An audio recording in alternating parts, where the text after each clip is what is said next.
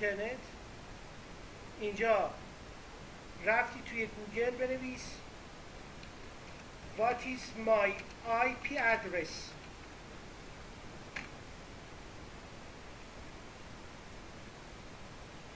تو اینترنت زمانی که رفتم تو اینترنت میخوام ببینم آیپی تو اینترنت چنده.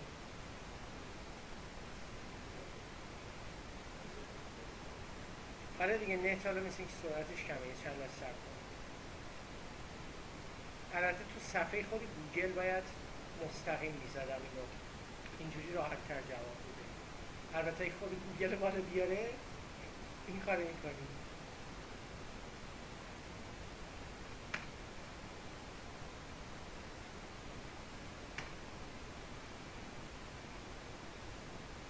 چند لحظه صبر کنیم ببینیم چی شد.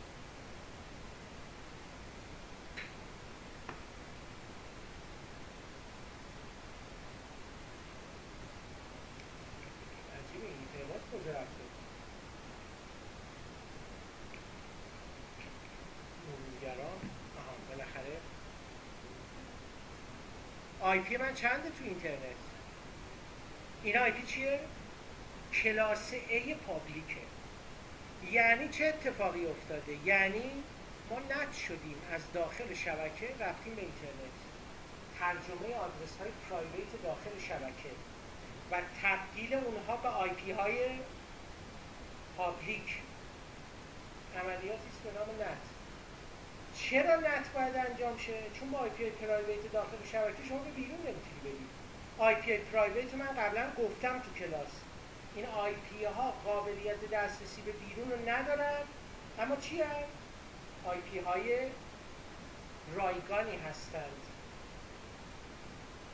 به همین خاطر خدمتتون عرض کنم که الان مثلا ما به آی اس پی وصل میشیم میریم تو اینترنت، آی اس پی ما نت میکنه که ما وصل میشیم و اینو به عنوان یه مطلب اینجا اومده بهش اشاره کرد. متوجه شدن؟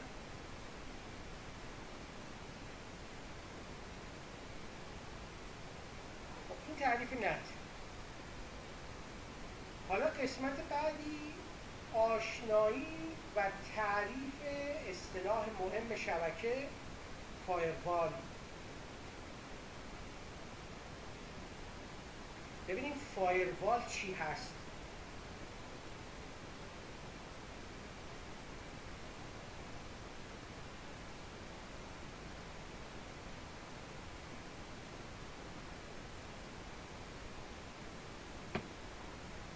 فایر همون آتشه دیگه، دیوار آتش یا دیواره آتش که میبینید مثل یه دیوار آجوریش کشیده اینا. تو شبکه ها همیشه مثل دیوار آجوری میکشن. شما وقتی دیوار آجوری رو میبینی یعنی یه سد محافظت شده به نظرت میاد دیگه، یه چیزی که داره محافظت میکنه از شبکه. کار فایروال چی هست؟ کار فایروال این هستش که جلوی نفوذ و تهدیدات به شبکه رو بگیره، جلوی ورود بدافزارها به شبکه رو بگیره. یعنی توسط فایروال بازرسی داده ها در ورود و خروج از شبکه انجام میشه. اهمیت فایروال ها به این است که شما می‌بینید الان همون ویندوزی هم که همتون دارید استفاده می‌کنید یه قسمتی تو کنترل پنل داریم به نام ویندوز دیفندر فایروال. این یعنی چی؟ یعنی که یک محافظی ما داشته باشیم نسبت به برنامه‌هایی که در داخل سیستم عامل هست و این حفاظت کنه از برنامه‌های ما. اینو بهش میگن دیفندر فایروال. خب به این ترتیب پس فایروالا میان امنیت رو افزایش میدن، جلوی تهدیدات رو میگیرن، جلوی ورود بدافزارها رو میگیرن و بعضی وقتا هم اینجوری ازشون استفاده میشه.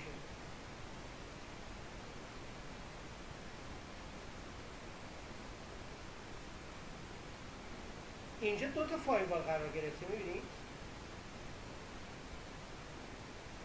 یه چیزی شکل گرفته با فایروالا که بهش میگن DMZ یا DMZ دیمیلیتاریز زون.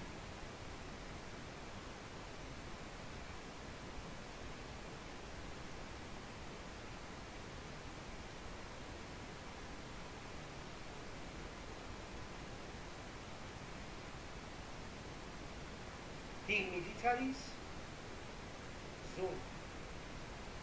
یه مثال ساده میزنیم که اینو متوجه شید.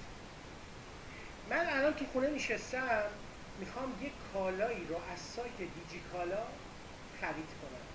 چیکار میکنم؟ مرورگر رو تو گوشیم باز میکنم، میرم تو سایت دیجی کالا.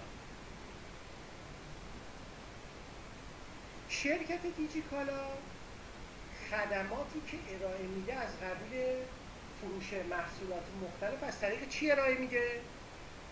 همون سایتش دیگه، همون سایتش که وجود داره.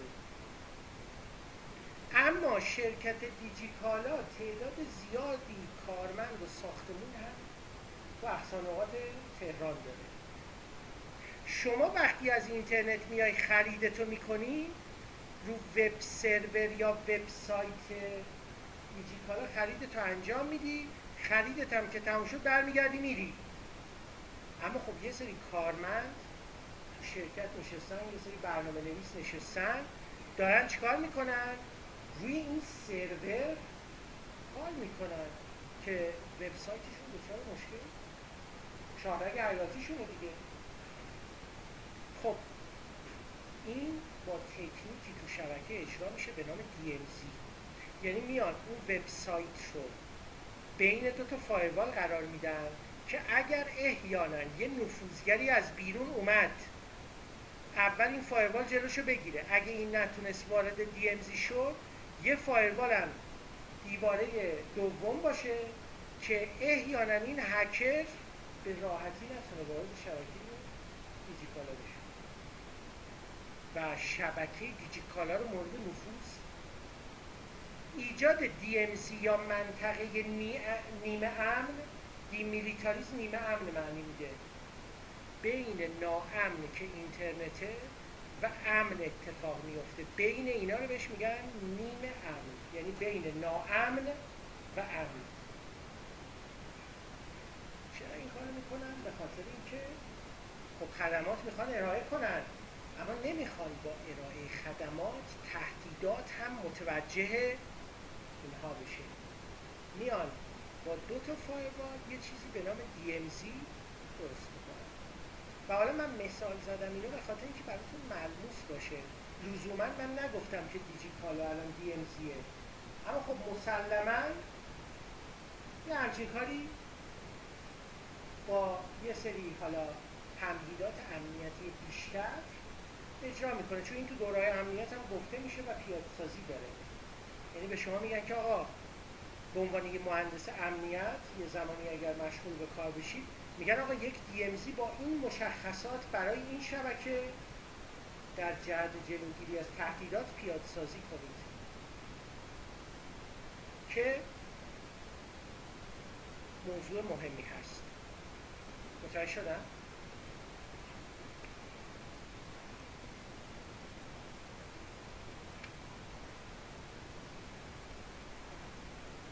تعریف بعدی، آشنایی با مفهوم پراکسی یا پراکسی سرور.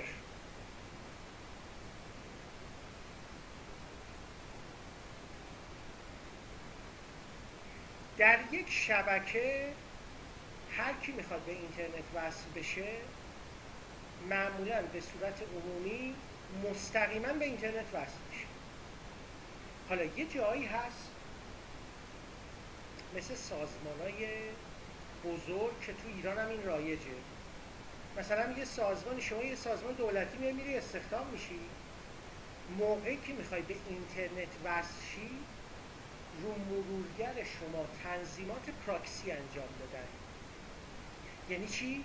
یعنی آدمایی که داخل سازمان کار میکنن میان روی یه سروری، پراکسی به معنای نماینده خواهد بود، این شما رو برمیداره میبره تو اینترنت، شما مستقیما به اینترنت وصل